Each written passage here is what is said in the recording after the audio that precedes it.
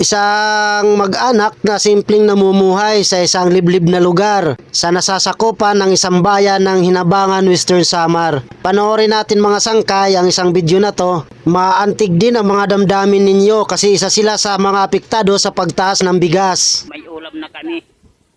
May tuyo. Saka talbos ng kamuti. May saging din kami yung panghimagas. Siyempre, hindi ko inaalis yung kamuti, may kamuti din ako. Yan si Dimbir, kumakain yan. Hindi na kamuti, kundi bigas na. Bigas na kanin. Bumabawi.